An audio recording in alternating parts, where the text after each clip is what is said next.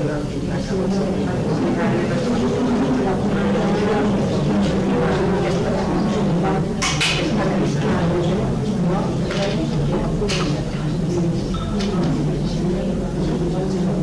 tarda a totes i a tots.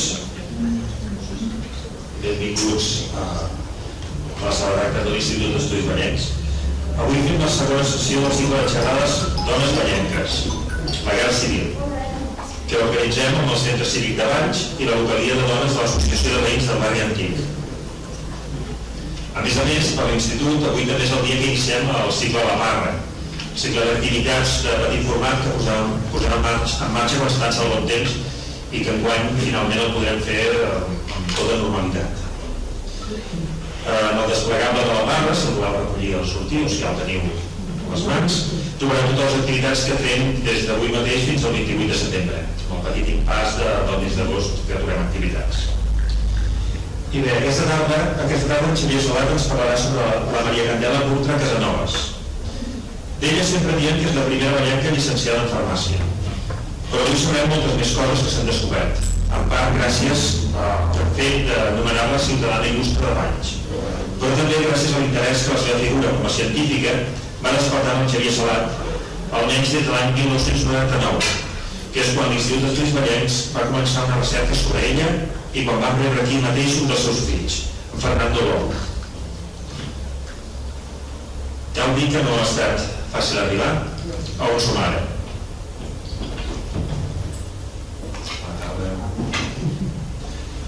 Bé, cal dir que no ha estat fàcil arribar on som ara.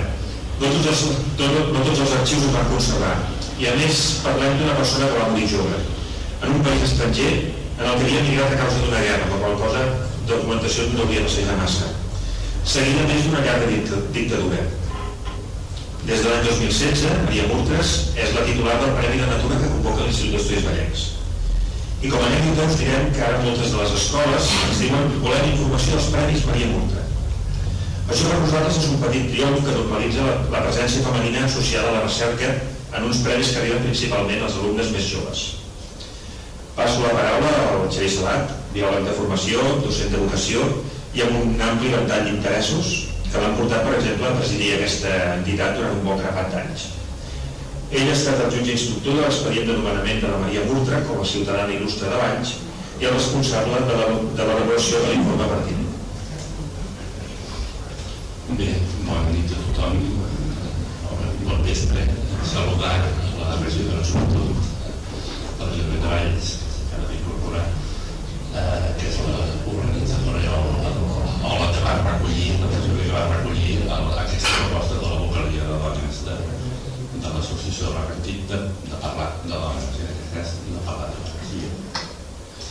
Gràcies per ser aquí, gràcies per recollir i organitzar i emprendre una cosa que hauríem d'haver fet fa 2 anys abans de la pandèmia i va quedar posposat, però ens ha servit, no sé si perquè sí, però important per la cap, però què fas tantes hores a l'ordinador que vas estirar amb tu, vas estirar amb tu?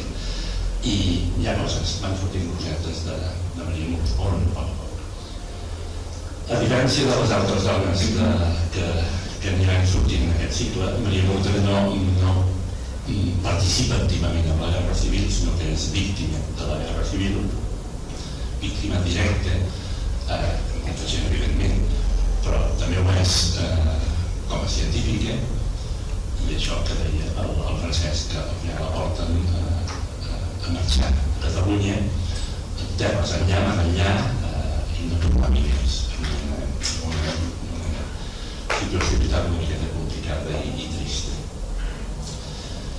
És una dona molt intel·ligent, es dedica a la ciència, doblement, perquè fa farmàcia i fa química. Hi havia la llicenciatura en ciències químiques, en ciències físiques o en ciències naturals. Per tant, és una doble científica que va amb una doble carrera. Això que sempre hem dit que abans l'únic mèrit que tenia era que havia sigut la primera dona que havia estudiat farmàcia. Ara ja ho hem superat perquè ha sigut primera dona en tantes coses que ho va ser. Però, a més, també va ser química. En Maria Burtra trobarem una manera de fer les coses diferents per la cultura que viu. Situem-nos a primer terç del segle XX. Ja ja era estrany trobar una dona universitària, més estrany era trobar una dona fent ciència, més estrany era trobar una dona fent investigacions de ciència. Maria Munta, però, que va arribar a saber aprofitar els recursos que disposava de la seva intel·ligència, la seva capacitat de treball, la seva voluntat de fer ciència, per anar més enllà dels valors que la societat en aquell moment imposava per tothom. Per tant, és aquest un dels mèrits, és a dir, no només fer el que toca, sinó trencar molles, trencar esquemes i anar més enllà del que a l'època estava marcat. De Maria Munta, aquesta fotografia, potser la coneixem, les fotografies totes són de baixa qualitat perquè han estat obtingudes a partir de PDFs o de fotografies que ens han enviat la família. Hi ha molt poques fotografies tal com a víctimes, explicarem per què. De Maria Munta en sabem per la biografia que va fer Francesc Ballester Castelló, que es va publicar a l'impremta Castells l'any 1948, un any després de la mort de Maria Munta. És una biografia, podríem dir, molt ensucrada, perquè Francesc Ballester va ser professor durant uns quants anys, però a més va ser era tiet, perquè estava casat amb una germana del pare de Maria Munta. Estava casada amb Maria Munta Mussol·les.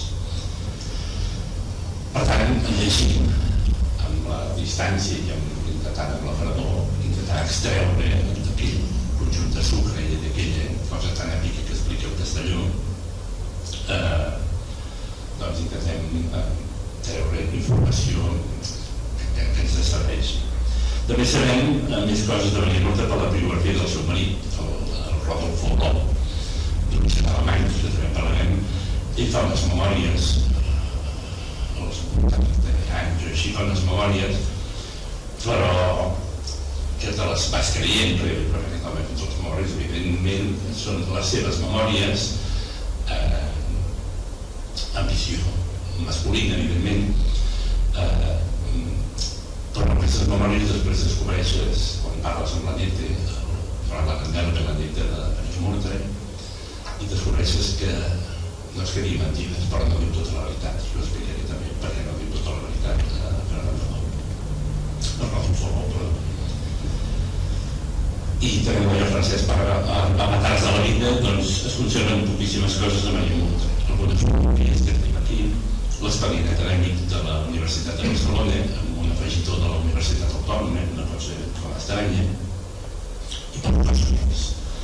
La guerra civil, l'exili, una mort prematura, el fet de ser dona, la dificultat de tenir un llegat físic de Maria Munta, la dificultat durant molts anys. Per això és una forma, ho fèiem també amb la Pilar Vives, amb Sánchez, ho diem, aquestes dones costa molt estirar, però de mica en mica van sortint coses i van sortint cosetes perquè estan molt tapades. Per tant, és la feina que ens ha tocat fer. Ser dona i fer ciència durant el darrer segle no ha estat una presa fàcil. Les dones han estat sovint relegades a papers secundaris, a papers monòtons, papers avorrits i fins i tot papers perillosos, com transcendents. Però malgrat això, moltes dones han superat aquests entrebancs i s'han situat en la recerca, fent ciència, i han estat veritables pioneres de la ciència. I deixem-me posar en un projecte de parlar perquè no m'agradaria allargar, m'he inscrit i vaig intentant llegir per no estar aquí fins a les 11 parlant, que a vegades quan veu. Bé, totes aquestes dones han aportat a la ciència i a la vida i a la societat una altra manera de mirar tossudes, no han volgut assumir els rols que la societat els hi posava. I Maria Munta, que no està a la fotografia, també serà una d'aquestes. Aquesta Maria Munta que no vol assumir rols per determinar, sinó que ella vol fer el seu curs. I deixem-me posar alguns exemples que estan tots aquí. s'ha anomenat històricament l'harem de Pickering. Pickering és aquest senyor que està aquí, no sé si el veieu.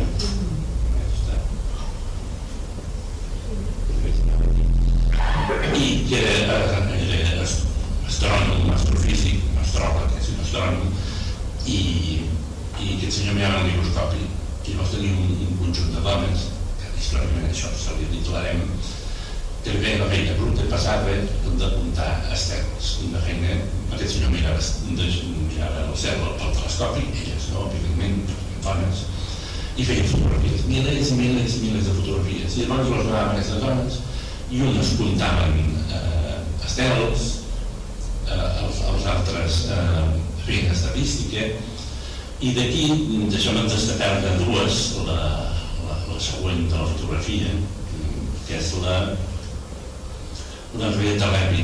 La Henrietta Levy, aquesta senyora, doncs, comptant milers i milers de fotografies, se'n va donar compte que hi havia una relació entre la lluminositat de l'estel i la dimensió de l'estel, la grandària de l'estel.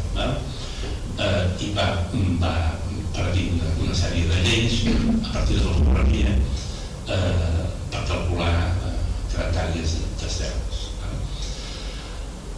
Tant ella com la següent, la Mina Fleming, que la Mina Fleming va inventariar, va classificar, inventariar uns 10.000 estels, imagineu-vos les fotografies que va, i va descobrir 59 nebuloses a partir de fotografies. Aquest senyor que mirava el telescopi no les havia veure, però ella sí que ens va quedar fotografia. Després d'ignorar-les, després han estat reconegudes, per exemple, el primer llibre que va publicar Pickering obviava la Mina Fleming. La següent senyora ja no és una astrònoma, sinó que és la senyora Agnes Pockels. L'harem de Pickering era a finals del segle XIX, començaments del XX. L'Agnes Pockels va aplicar allò que molts hauràs sentit respectivament, allò de les dones a la cuina. Va morir el 1975, perquè a la cuina és on va fer les investigacions. A la Universitat de Saxònia no deixaven estudiar les dones a finals del segle XIX. I ell estudiava física amb els llibres del seu germà, com que era home va poder estudiar física, i a la cuina de casa, amb el sabó i amb els olis, va dissenyar una cubeta que precisament ens permet actualment, per exemple, coses tan inversemblants com enviar per un conducte diferents líquids no miscibles, alhora al mateix temps. És la cubeta de Pockels.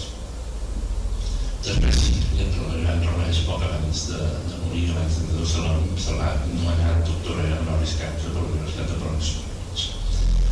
La següent, absolutament desconeguda, la Jane Quaker, que va morir l'any 1957, era una ficòloga anglesa, una ficòloga estudiant les algues.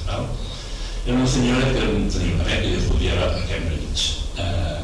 Quan es va casar, va haver de deixar d'investigar, perquè les dones casades no podien investigar a la Universitat de Cambridge. Llavors es van haver d'inventar una beca que pogués seguir investigant, perquè evidentment sense cobrar. Per tant, la Universitat de Cambridge va fer una beca per dones casades sense cobrar. Tot genial. I aquesta senyora que no el coneix ningú, però perquè al Japó molta de l'economia es basa en el consum d'algues per l'agricultura, per l'alimentació. Hi va haver uns anys de molt d'alteració biològica de les algues, les parts del Japó, i la gent passava molt de gana. I aquesta senyora va descobrir aquella alga que es diu nori, que a vegades ho trobem al súper sempre. Doncs el nori ara es cultiva artificialment perquè la Dimenker va establir el cicle reproductor de l'alga i la va exportar als japonesos, que és l'únic lloc del Japó on té un estàtua. La mare dels pares, perquè no el coneix ningú. La següent és el cas potser més espectacular, perquè és escandalós de la ciència, és la Rosalind Franklin, que va morir el 1958, va néixer el 1920, va morir el 1958. És una cosa molt similar i paral·lela a la Mary Moore, també. mort jove també. Ell feia investigacions sobre l'estructura de l'ADN per la clínica i va morir d'un càncer per estar exposat bàsicament a la radiació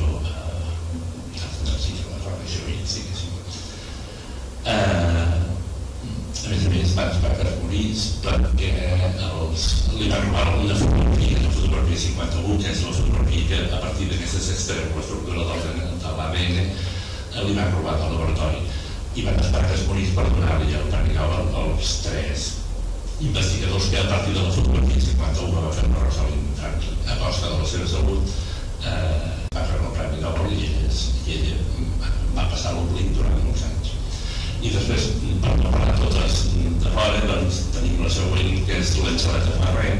L'Angeleta Ferrer, que es deia Angeleta Ferrer Sensat, de segon, i filla de la Rosa Sensat. Aquesta era llicenciada en Ciències Naturals, pedagoga de les Ciències Naturals, i després de la guerra va estar depurada, era funcionària de la República de Torres, i després de la guerra va ser depurada i se la va destinar treballava a Barcelona, se la va destinar a uns quants anys i després quan va voler optar per tornar a Catalunya només hi va donar plaça a Reus, cosa que ens va anar bé perquè a Reus hi ha hagut una transmissió a partir de les dones amb aquesta manera de fer ciències que ens sembla que coneixen molt bé del Gaudí que diem les dones del Gaudí o del Salvador Vilaseca, que a través d'una professora mítica a Reus, que és l'ensenyament de català, que és la nova de transmissió d'aquesta pedagogia nova de fer les ciències.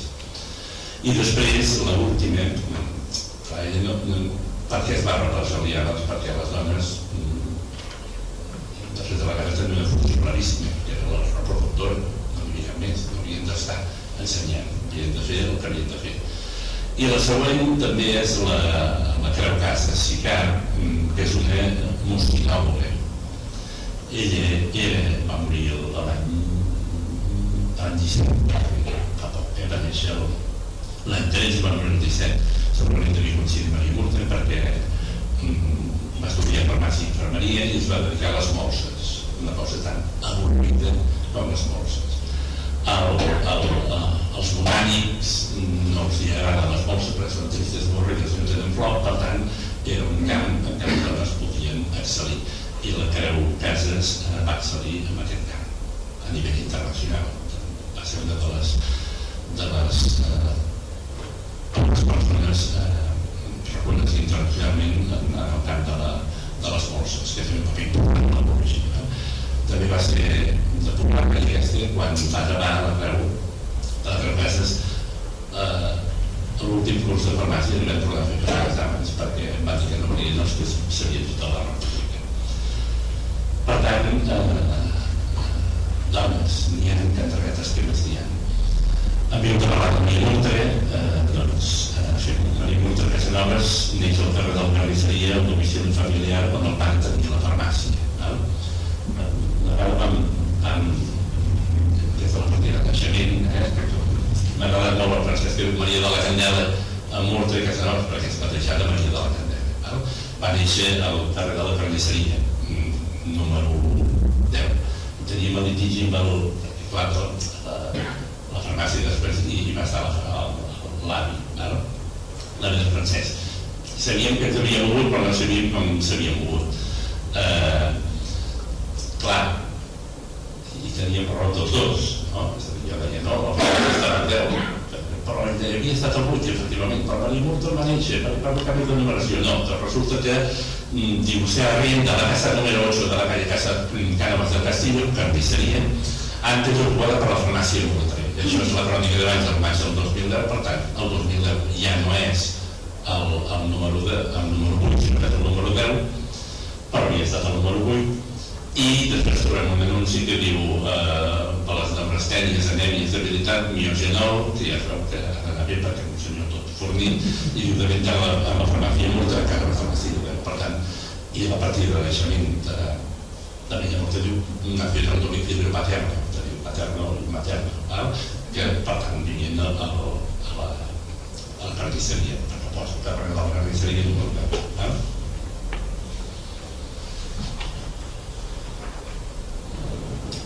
Sabem que als 4 anys, per aquest sabem que sortia, sabem que va anar a escola al col·legi Port de Maria. Per tant, aquesta és una fotografia de l'any 17. Aquí hi ha una nena que és ella, no hem sabut, un dia ens ho vam mirar la Pilar Vives, no hem sabut perquè podia ser qualsevol d'aquestes, podia ser aquesta, o aquesta, o aquesta, o aquesta, sí, potser són les dinàmiques importants que no ho sabem, però en tot cas, si no vas a l'altra, hi era. No hi ha res més del Port de Maria, es va carregar els arxius durant la guerra, per tant, ens hem quedat sense res. Sabem que hi continua als 9 anys perquè guanya 2 premis convocats per la Biblioteca Popular. Un de redacció en català i un altre de geografia. Per tant, ja guanya 2 premis. I als 10 anys inicia els estudis de batxillerat en format lliure. Aquí no hi havia institut de batxillerat, no hi havia institut de batxillerat fins al 1952 com a institut de batxillerat per preparar cap a la universitat i per tant no vam fer de forma lliure. S'examina a l'institut, s'examina periòdicament de les que ens toquen, oral o per escrit, i després anys rere any. L'institut de referència per fer batxillerat en aquelles èpoques és el Martí d'Ardenya. Martí d'Ardenya encara no l'ha tingut, però és l'institut més antic de Catalunya i el de Tarragona i el de l'Estranger, que és el Martí Franquès. Martí d'Ardenya i Martí Franquès són la mateixa persona, perquè Martí Franquès va néixer o provenia d'Ardenya, per tant tenia Martí d'Ardenya, un personatge també un químic il·lustre. Per tant, fa el batxillerat lliure al Martí d'Ardenya, al Martí Franquès. Costant també trobar els arxius del Martí Franquès, estan en sota d'un espai una vegada i tot, ho van posar en negre, que al final van descartar, tenia l'expedient acadèmic de batxillerat, perquè no ha sortit, però no del Martí Franquès. Com ho feien això? Doncs la Maria Mortaret, per superar els exàmens, anava a classes. I de qui anava a classes? Doncs anava a classes d'aquest senyor, que tenia una foto jove i elegant i ben plantat, perquè si l'haguéssim d'això, uns pares així el recordaríem, que és el senyor Francesc Ballester Castelló, que era tiet de la Maria Mortaret.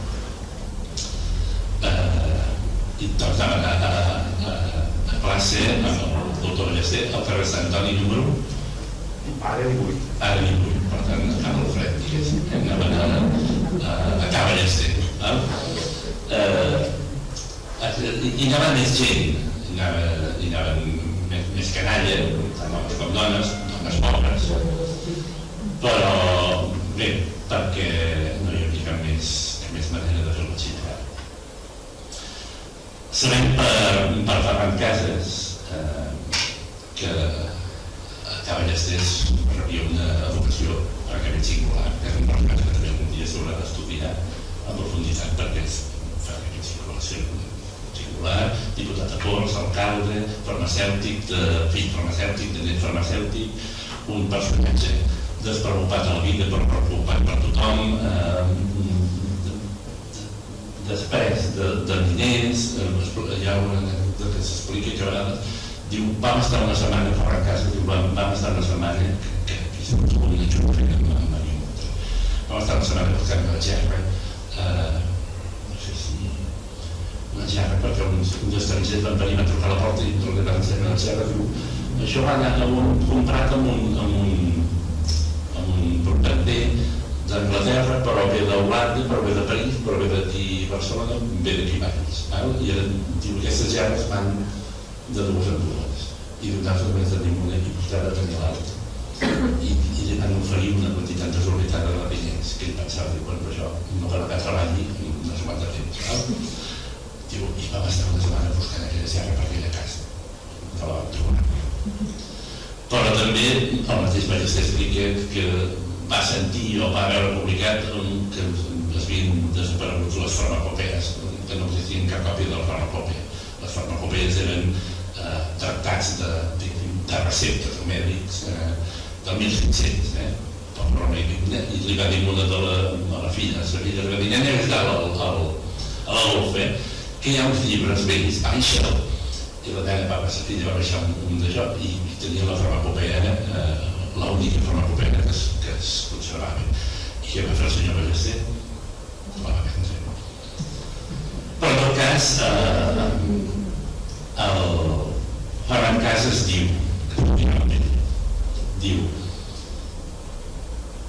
era una noia de vall alta, fornida, bruna, enraonadora, riallera, d'una vitalitat fora de sèrie. Tenia la mirada luminosa sota un front ample, noble, desemboirat. Al meu entendre, el talent més fort abans de la nostra promoció. I també dient el cervell de Maria Muntra és el cervell més ben estructurat que he conegut. Això ho explica abans de Son Serena. El carrer Sant Antoni, a part de les serres i vendre concòrdies, s'hi feia una manera d'estudiar diferent. Ballester deia, d'allò que estan els llibres on el convertir, m'interessa més el que resulti dels nostres escorcolls, raonaments i troballes, en definitiva, cavilar pel vostre compte.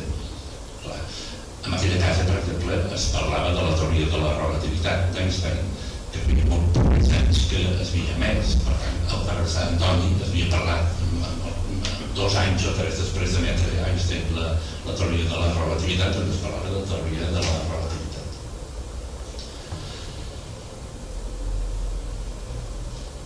Poques fotografies tenim, aquestes dues n'hi ha dues extretes dels expedients acadèmics i nosaltres no sabem d'on és. Una mica canviant la Maria Muntra. De fet, això que deia el Ferran Casas, que era un davant intel·ligent, es veu que hi ha els expedients, l'expedient del batxillerat del Martí Franquès, parla de notables, d'excel·lents, de matrícules d'honor, sobressalient honor, sobressalient italià no va fixar, tot i que després a Barcelona, quan va acabar farmàcia, va estudiar italià i anglès, sobressalient. I aquesta és la tònica de Maria Muntra. Maria Muntra, jo no sé si a casa hi havia diners o no hi havia diners a casa dels Muntra, però en tot cas el que va fer la Maria Muntra va dir fer una carrera o dues, però no les pagaré jo mateix, perquè és una constant que constantment té matrícules d'honor als estudis, tant al batxillerat com a les dues carreres. Tenir una matrícula d'honor als estudis permet la gratuïtat en el segon curs, per tant, Maria Muntra va fer una ofertona amb això i va estudiar de forma gratuïta, a més, tenia beques. Per tant, és una persona que sap aprofitar molt bé els recursos i la pròpia manera de ser. L'any 23 fa l'examen d'ingrés al batxillerat, s'examina cada any de les matèries corresponents i acabarà el batxillerat l'any 28 amb 17 anys. Juny, per tant, al setembre, com a l'inici del curs, el curs 28-29, Maria Muntra es trasllada a Barcelona per iniciar els estudis de farmàcia, juntament amb el seu germà, que també fa farmàcia. I els acompanya durant un any la seva mare. Amb ella la posen en una residència de Pere Barbes d'estudiants, de senyoritas, dient que ella no se sent gust perquè diu que anava a estudiar s'havia de vestir d'etiqueta i ella no estava per aquestes històries. Per tant, de seguida va passar en una casa que no he pogut localitzar de cap manera, que és la casa de família del Caixa de Pensions que tenim al Ferrer Montador. Tenim trobat en lloc aquesta referència. I viurà fins l'any 1976, segons les memòries del seu la realitat, quan mires les diferents peticions de matrícules i coses, posa el carrer Viladomat, el carrer Montaner, posa diferents llocs, per tant, no sé ben bé on va viure. L'octubre del 1926 inicia els estudis de farmàcia a la Universitat de Barcelona, obtindrà la llicenciatura en grau amb qualificació d'excel·lent l'any 1932, premi extraordinari de la llicenciatura a l'any 33 per la mateixa facultat de farmàcia i el mateix any 1928 comença els estudis a la facultat de ciències a la branca química també de la Universitat de Barcelona, que els acabarà a l'any 34. tant Ballester com el seu pare diuen que ell va començar 2 anys més tard. És a dir, primer va fer farmàcia i 2 anys més tard va començar química. A l'escola acadèmica posa que comença química l'any 28 i farmàcia l'any 28. I els expedients acadèmics en teoria no haurien de mentir. Per tant, hi ha un cert decalatge aquí. Després, també tant el Ballester com el Marí diu que va fer la tesi doctoral a la Universitat de la Sorbona. A hores d'ara no hem localitzat la tesi doctoral sobre el benzopirens, també parlarem. A la Sorbona estic grega l'any 70 i escaig en 7 universitats. Els arxius tots estan situats en un poble petit damunt de París que s'hi ha d'anar personalment a consultar els milers de metres lineals que hi ha entre prestatgeries. M'han donat alguna orientació quan potser hi haguéssim anat, va venir la pandèmia i ens vam quedar sense anar. Els cursos van per anar a fer un viatge, però en tot cas ens hem quedat amb això. Vam quedar amb la seva neta, amb una de les netes de Maria que viu a París, i ella i ella, a veure si trobem aquesta tesi doctoral, seria molt bonic de trobar. Perquè si no tenim, a part de veient, he posat la signatura, només tenim la seva lletra, només tenim del bola de la signatura, no tenim res més de riure, ni una trista llibreta, ni una trista carta, ni un trist escrit. Els 2 expedients universitaris que no els tenim, el de farmàcia, no sé si es veu bé, però poso sobresalientes, són matrícula d'honor, va sortir, matrícula d'honor. Per tant, tot això eren gratuïtats per l'any següent. Aquesta és la de farmàcia, que comença l'any 28, 28-29, i la de ciències químiques, que també comença l'any 28-29, per tant, no sé exactament. Clar, quan fa les memòries del seu marit, ja és gran, han passat molts anys, ella fa molts anys que és morta, i suposo que hi ha un ball de xifres perquè no devia recordar prou bé. Fixeu-vos que també, de fet, hi ha aquí al final posa assistència perquè en el mateix expedient acadèmic no sabem per què, perquè no explica res de l'expedient acadèmic. A l'últim curs es matricula a la Universitat Autònoma de Barcelona per fer l'últim curs. No entenem per què. Jo no ho sé, he intentat esbrinar clar a l'expedient és això que hi ha i no hi ha res més i ningú diu res més.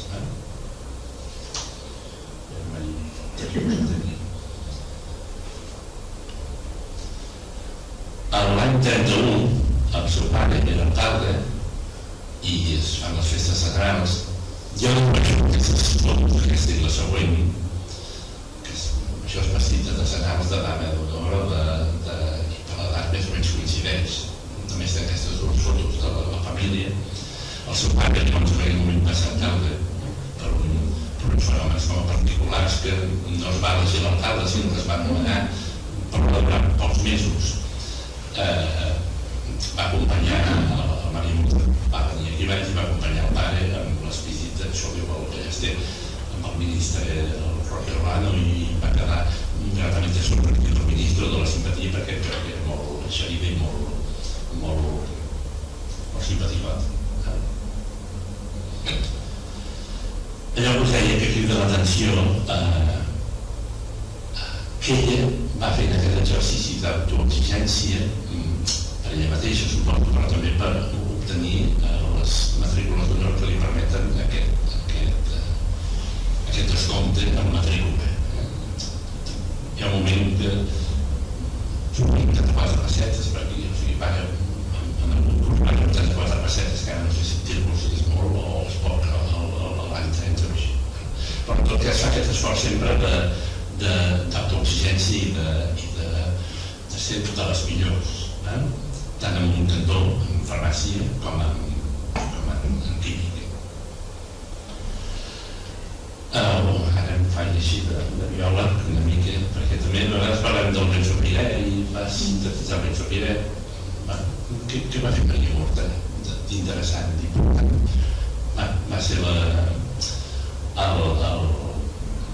hi ha un senyor que es deia Miquel Marrier Robió, que era químic, que havia estat professor de Maria Murtra.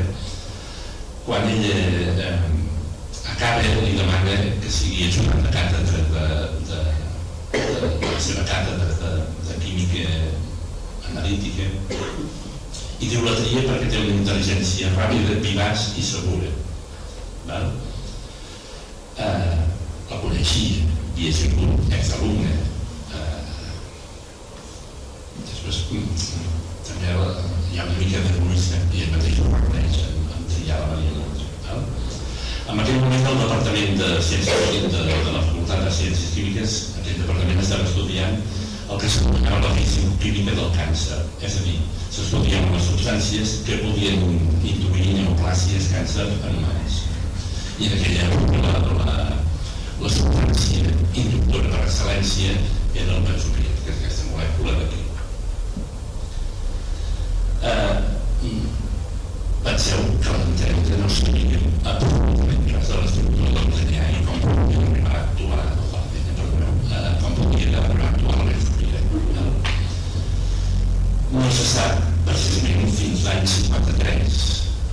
Aquell formuli 58 de la Rosalind Franklin va permetre estructurar, veure com s'estructurava l'ADN. Avui dia sabem que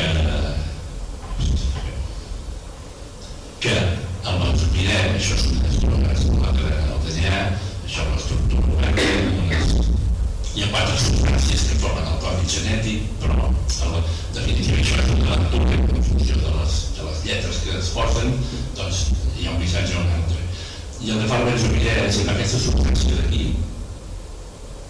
que de fet una certa semblança, no del tot, però una certa semblança hi és, es posa al lloc d'aquesta molècula que és la guanina, fa fora la guanina i canvia el missatge, simplement canvia el missatge de l'ADN.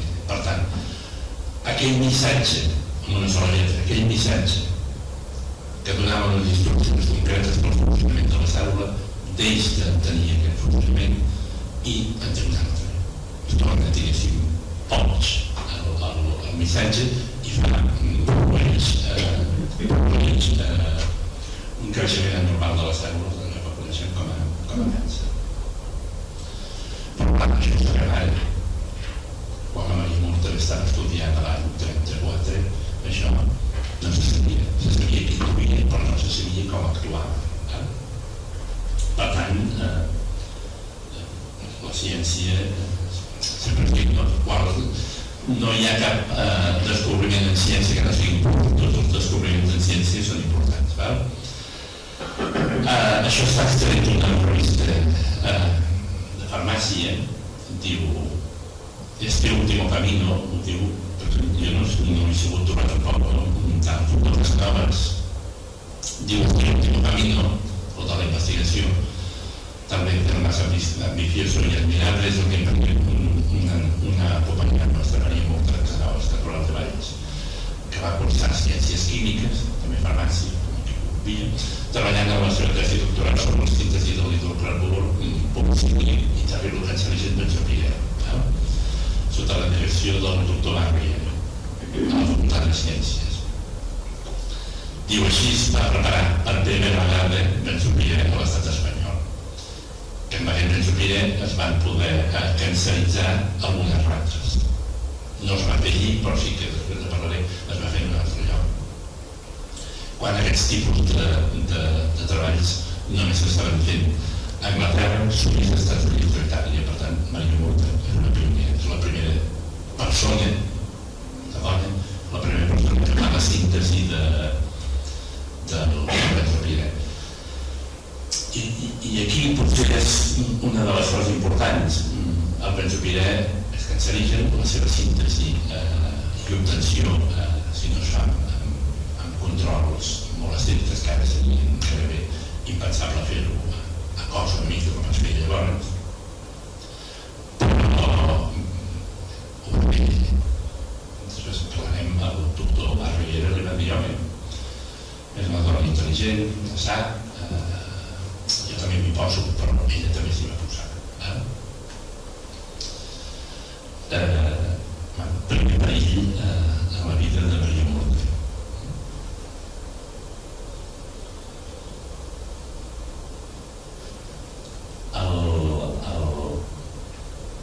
Això passava l'any 34. El 36 esclata la guerra. Sabem per les memòries del Rodolfo Lou que és titular de farmàcia, jo entenc que és a Barcelona, que és com a suplent del titular, és a dir, no hi ha el propietari de la farmàcia, no té el títol i fa ell, no sé si fa cap per fer, fa un farmacèutic a sou. Per tant, està estudiant química, està treballant. També l'any 33 es presenta als exàmens de farmacèutic municipal, els aprova i pot exercir la funció de la farmàcia, diguéssim, pública, la que té dels ajuntaments. Però la guerra ho torça tot. A començaments de curs de l'any 36, el marit que està aquí, el Rodolfo Lou, troba una feina de director a l'Institut de Portbou, bàsicament perquè el director que hi havia en aquest moment va marxar a les cames amb l'esclat de la guerra. Per tant, ell marxa a treballar no està tancat encara, marxa a treballar a Portbou. Sí que hi ha una relació, Rodolfo Lou ve conèixer la família Guivalls, ell coneix la família d'ell perquè es traslladen. Rodolfo Lou era un prussià, nascut prussià però alemany, perquè després de la guerra del 14 les coses no ho permetien. Per tant, és una persona que neix amb una nacionalitat però no té una altra, però que els seus pares viatgen molt i viu a Suïssa, viu a França, viu a Alemanya i viuen molt de temps a Mallorca. De fet, ell fa tot el batxillerat a Palma de Mallorca. Després torna a Alemanya a estudiar, veu que no sap parlar sí, però escriure bé l'alemany. No ho sap perquè estan molts anys fora i a Alemanya li diuen que potser han de fer tornar bé els 3 cursos de batxillerat si vol fer una carrera. Llavors té una persona xerida, té una mica de pressa en guanyar-se la vida, amb independentitzar-se els pares i diu, saps que torna a Espanya, estudia a Espanya i llavors torna a Barcelona. Torna a Barcelona, coneix Maria Murta, festegen, ja dic que ell ve aquí baix, quan es coneixen les famílies, perquè la família d'ell a l'any 33 ve d'Alemanya cap aquí, fugint dels moviments de l'Alemanya nazi, del nazisme, i la família ve com a la família que venen pels garrigues. Per tant, ella investigava i treballava a la farmàcia, feia les seves cosetes, estudiava anglès, es presentava als estudis i ella havia acabat la carrera de química, era un bon músic, tocava un violí, tocava la trompeta. De fet, es va pagar els estudis durant la trompeta i el violí amb un cabaret del Paral·lel que es deia el Pompeia, que després va ser el Bagdad. Del Pompeia també hi ha una novel·la històrica que s'hauria de llegir per veure si surt en algun moment el Rodolfo Lou. I ara m'ha anat jo i xerraré més del que he deixat.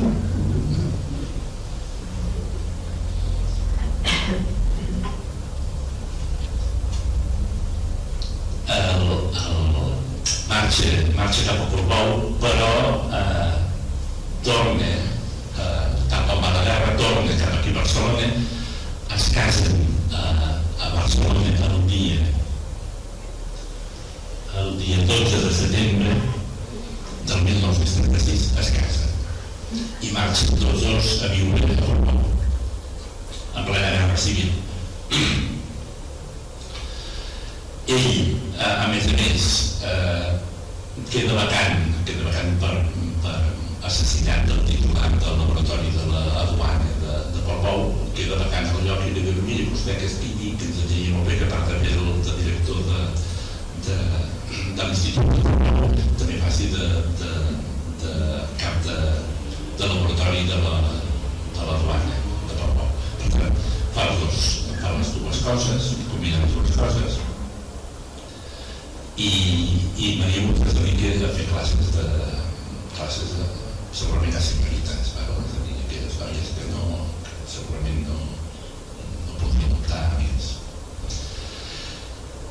No van gaire perquè resulta que Portbou és una ciutat estratègica i és una de les ciutats petites més bombardejades de Catalunya. Aquí posa 21 vegades bombardejada per aire i no sé quantes per mar. De forma que crec que en 10 primers mesos de la guerra Portbou s'ha bombardejat 10 vegades per aire. Portbou no és gaire gran com per anar vivint allí, que es bombardegi cada mes per aire i quan els hi peti per mar. Per tant, alguna cosa va decidir la parella de marxar i ho fan no sabem quan marxen, sí que sabem quan embarquen, però no marxen de Portbou. De fet, al febrer del 37 Maria Murta ve a Barcelona a demanar el títol de farmàcia. No l'havia demanat tota la guerra, no s'havia demanat i marxa. Torna a venir a l'abril, demana un certificat de matrimoni, que la família el té, per això sabem que es va casar quan es va casar, i també demana el títol de química, que el títol de química ja no l'expedeixen en patraminis i en paper, sinó que a la Gaceta de Madrid, feia els últims de butlletí de l'Estat, doncs publica el títol de Maria Murta, com que després està aquí i està signat a València, llavors ja el govern de València assigna a València el títol de Maria Murta, perquè, és a dir, no tindrà un paper, però tindrà un comunicat oficial publicat al butlletí oficial de l'Estat. Per tant, ve a buscar tota la documentació que pot i en un moment determinat entre l'abril i l'agost decideixen marxar. Com ho fan? Un marxa per Puigcerdà, ell marxa per Puigcerdà per no aixecar sospites i ella marxarà per Portbou. I ho farà a peu, ho farà per aquest túnel de Portbou que connecta amb Cervera, un túnel que té 1,1 quilòmetres de llargada. M'agrada posar aquesta imatge que no va estar a l'època que és anterior, però de fet és la vida de Maria Murta, és d'entrar en un túnel en un forat negre i no saps on sortiràs.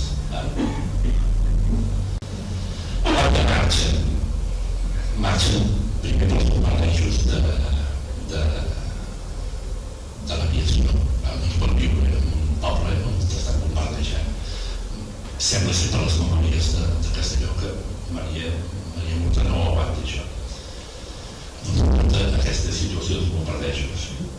Hi ha un altre motiu, que és que el Rodolfo Nou, el marit, el criden a files al regiment d'artilleria de muntanya. No sé exactament per què, perquè si és alemany, perquè l'exèrcit el crida. Ell entén, jo dic a les memòries, entén que no és la seva guerra, perquè jo passava per aquí i m'he trobat amb una guerra. I després hi ha una situació provocada per l'Alemanya nazi. A les memòries del Rodolfo Nou no expliquen absolutament res. Passa i no expliquen res. I això que explicaré ara explica perquè les memòries a vegades hi ha llacunes o hi ha coses que despisten una mica. Resulta que la família Nou era d'Orient Júnior. Per tant, el 37, jo soc d'història, però el 37 ja comença a haver un moviment de tropes d'Alemanya per invadir algun estat proper. Per tant, ara per marxa. Segurament hi haurà un altre motiu també, que el descobrirem, però bàsicament és aquest. Jo fa molts anys havia llegit que sí que Rodolfo Lowe era d'origen jueu, però em sembla que va desaparèixer tota la informació. Hi ha un escrit a la Vanguardia que el Mas Riera, que va ser professor que en parlem, ho explica, però silenci absolut. I parlant amb la Nete, aquestes desenams que va venir, la Nete que viu a París, la més meravellera, diguéssim, diu doncs que el meu avi va esborrar de la seva memòria, mental i física, la persecució nazi. Per protegir-se, ho dèiem, no? És per protegir-se amb ell mateix, però per protegir la família. No explica res per no donar pistes. I l'Olga Lou, la neta de Benigurte, diu: jo he anat amb el meu avi a Argentina a provar la cosa amb una cosina del meu pare, per tant una Lou o d'Alemanya, i per mi no vam veure. Ho vam deixar en una casa i ella ho van buscar per no donar vistes al detingut, no?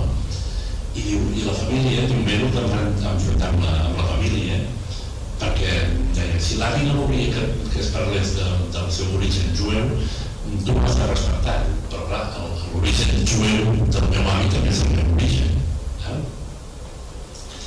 Per tant, descobreixo allò que havia sentit i que havia mirat. Un dels motius perquè marxen segurament és el pànic absolut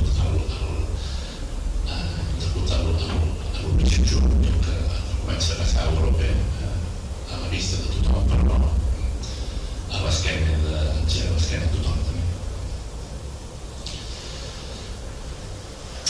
És un dels secrets guardats, diu, m'he emparellat amb la família, això diu, m'he discutit amb la família, l'avi no volia sentir parlar, però jo soc tossuda, i com que he d'acreditar que el meu avi va marxar abans de l'any 1933, ara ella té la nacionalitat alemanya.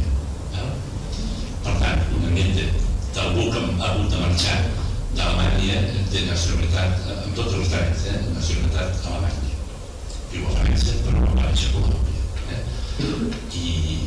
I la seva germana fa molta gràcia perquè la seva germana és dibuixant i música. La seva germana en un programa de ràdio diu jo soc alemanya, colombiana,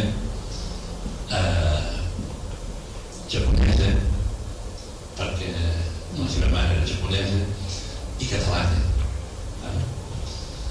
Per tant, el sentiment de pertinença a Catalunya hi és. M'estic enrotllant molt, també hi és. Intento explicar una miqueta abans, si no, aquí se m'ha marxen per coses tot diferents, queden, diu, ens tornem tal dia a tal hora a l'estació de Marsella.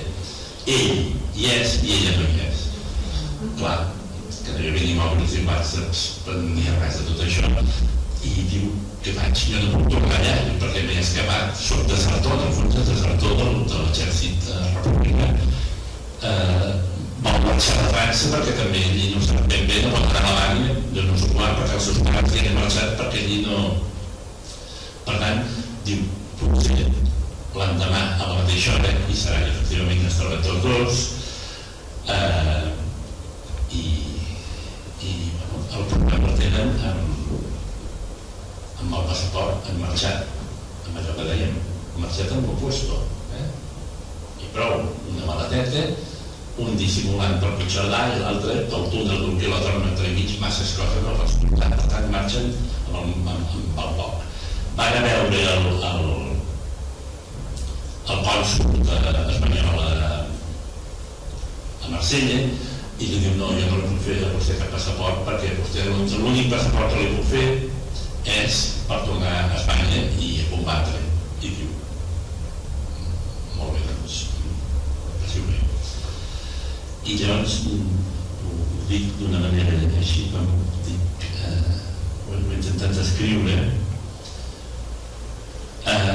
però coneixen algú, no? Finalment es torna a Marsella i allí obtenen el passaport, tramitat al Consolat d'Espanya en absència del cònsol.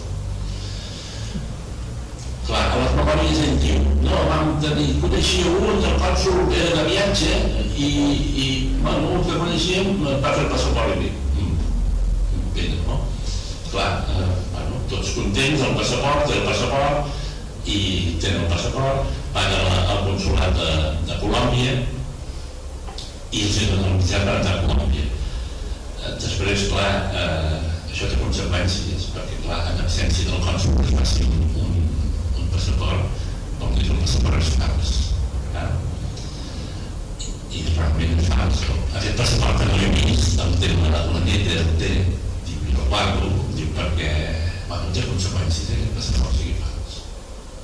Que és que un és desertor i l'altre té un passaport fals per portar per un meu això. Però a més tindrà conseqüències més greus i dramàtiques. I és que Maria Moltret té 2 fills, el Parlament té 2 fills. I tots els que han estat gent important a Colòmbia. Però va ser el ministre de Justícia, el partit va ser ministre de Justícia. I quan va acabar el govern, per protegir-lo, van enviar l'ambaixador a Suïssa.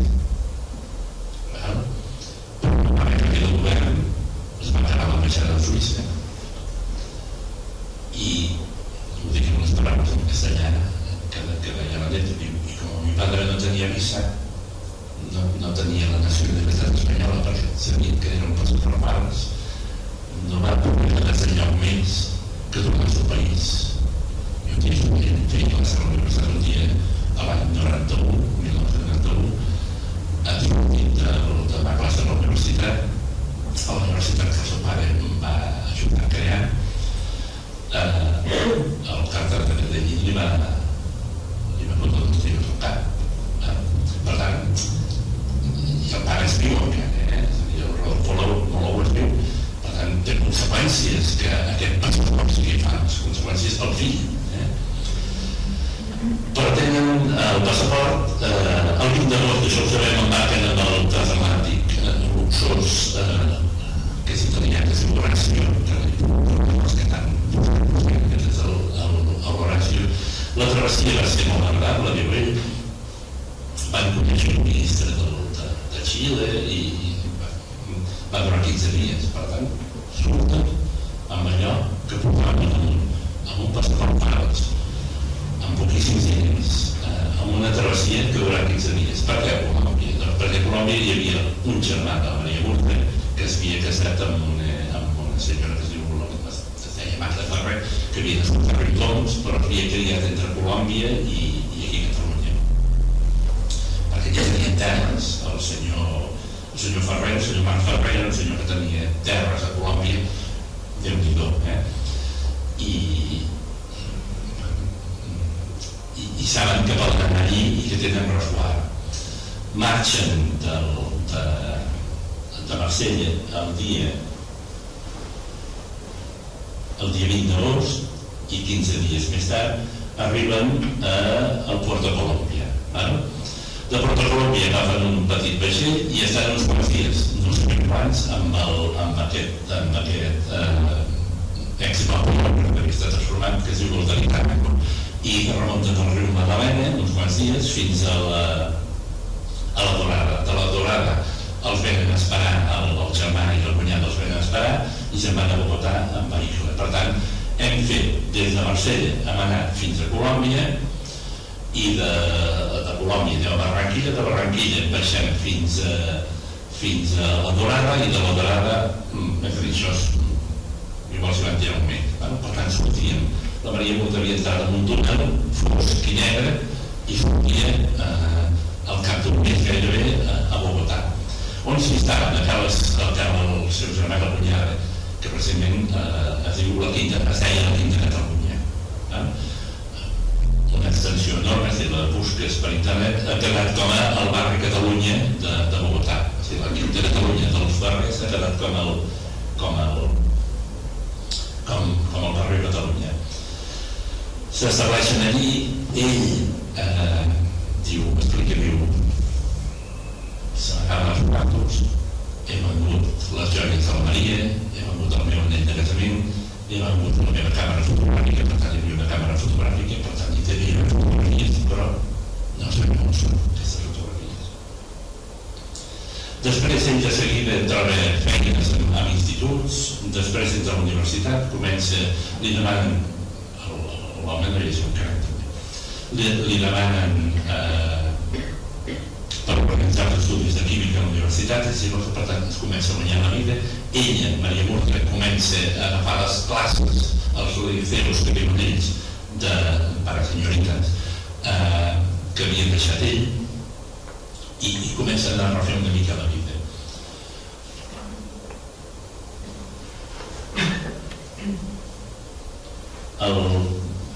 M'he saltat un dels motius perquè també marxen i ara no els he trobat, perquè és una data.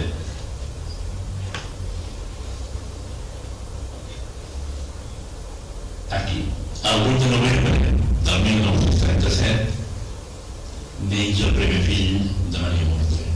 Per tant, si comptem i descomptem 9 mesos, que és l'habitual, Maria Murtra a començaments d'any 37 es comença a moure perquè volen marxar, perquè el seu marit es queda a la guerra, perquè el nazisme es mou massa de pressa per Europa i perquè està embarassada. Per tant, tota aquesta trajectòria de caminar a peu per un túnel fosc i tot això ja ho fa embarassada.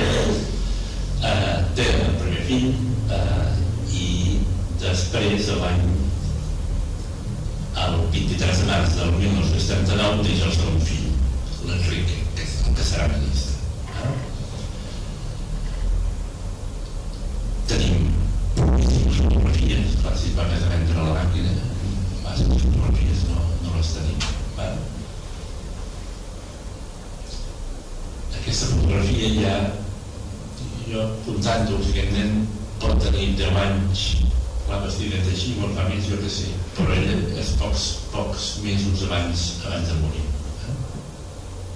A començaments de 1947, Maria Murtra es troba malament, comença a tenir uns símptomes del que després un dels germans Trias Pujol, dels doctors, confirma que és un càncer hepàtic, perquè ho opera i diu un càncer hepàtic que no té remei. I el dia 7 de juny de 1936 Maria Murtra morirà. Qui signa el... no, 36, no, m'he equivocat. 47. Qui signa és el doctor Guillermo Ferrer, que és un germà de la seva cunyada. Està enterrada al cementiri d'enterrat de Bogotà, al Nínxol 228. Està enterrada amb el seu pare, perquè el seu pare, jo penso que es havia exiliat, però realment el pare es va quedar aquí i anaven de visita a veure els fills, perquè tots els fills van anar cap a Colòmbia i es van establir tots tres a Colòmbia. I en un dels viatges, el pare, l'Isidor Murtra, es mor. Per tant, s'acaba la vida de Maria Murtra, una vida curta, als 36 anys. Què ens queda d'aquesta xica que la veiem a l'obra em deia, no t'esperis perquè per als moderns, no sé què, però l'obra em deia, però es portaven aquestes coses als anys, començament dels anys 30. Què ens queda de Maria Murtra? De tot aquest episodi? Déu-n'hi-do, de ser la primera farmacèutica que fa anys jo també deia, la primera dona farmacèutica banenca, que a més va ser una de les primeres dones químiques que es llicenciaven a Barcelona. La clau està en un escrit del doctor Carriera que quan se n'assabenta de la mort de Maria Murtra, de la seva alumna, de la seva ajudant de càtedra, de la seva ajudant de laboratori, ho fa l'escrit el 6 d'agost del 49 a l'Hort Martí. Ho ho feia habitualment, es deia Glosario Científico, i què és el que podem extreure de tot això? Primer, se li assigna un paper d'ajudant, per ser intel·ligent y fidel. Ell diu, con el egoísmo natural del investigador, el seu egoísmo, diu, había escogido a María como ayudante de cátedra. Después de haberla tenido un año como alumna, por su extraordinaria inteligencia, a la que se unía una franqueza rayana en la ingenuidad, devia ser tal com rajar un fill de Maria, i una lleialtat, una lealtat sin límites.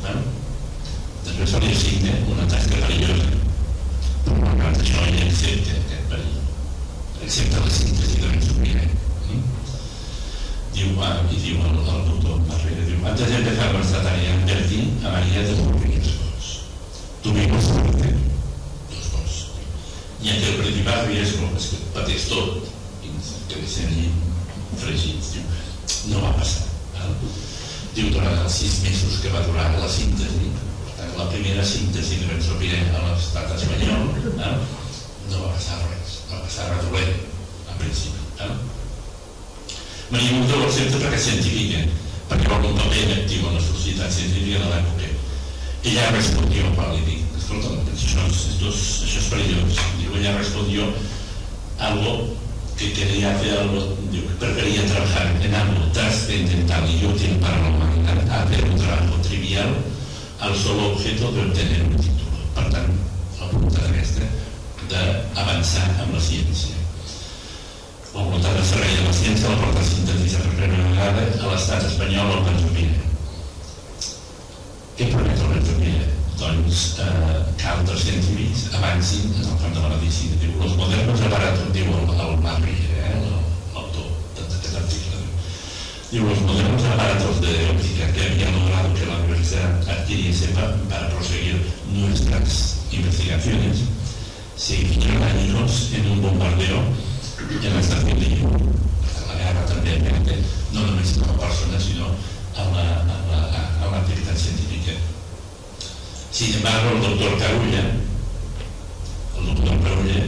és l'investigador de càncer als anys 30 a Catalunya. Sin embargo, el doctor Carulla pudo con nuestro primer benzopirè español cantar algunos ratones. Per tant, allò no es va perdre, sinó que es van procedir les investigacions. Maria Murta és també víctima de la guerra, les seves investigacions, també amb la seva vida, que acabarà a l'exili. I també és víctima d'una malaltia que ella mateixa va contribuir a estudiar. És difícil d'establir que dir, ostres, que Maria Murta va morir exactament, que el càncer que tenia va ser perquè havia estudiat o havia fet la síntesi del benzopirè. En tot cas, això ens ho podria aclarir si trobéssim aquesta tesi.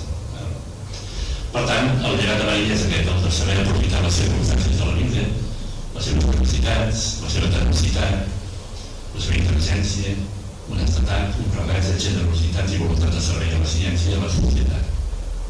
Per esdevenir una dona que, malgrat tot, trenca els rols assignats, que és pionera en la investigació i que posa els coneixements i busca la seva vida al servei de les persones. També ho faran també moltes de les aviadores, de les bibliotecàries de front, de les infermeres de guerra, que trenquen esquemes, que es posen a treballar per, en el fons, tenir una societat millor. També recomano l'article que va fer el Marc Murta, passat a les escenals, a La Vanguardia. Marc Murta és un nen de Murta, Maria Murta, que diu això, en definitiva. Diu la transcendència del treball de les persones, en aquest cas de Maria Murta, doncs es basa en la generositat i en la voluntat de fer una societat millor, i això és el llegat de Maria Murta. Per tant, em sembla que ja és hora per anar acabant. Moltes gràcies.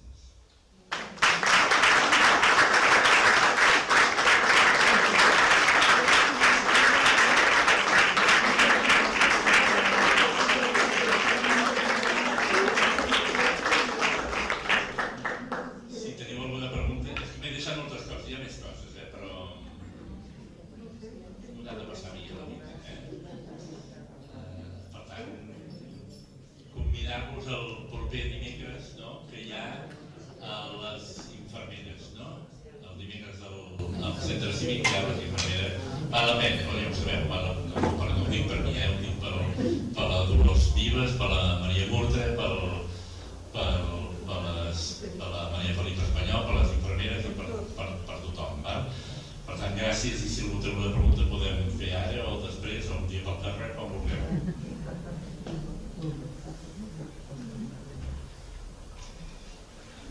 Podem marxar,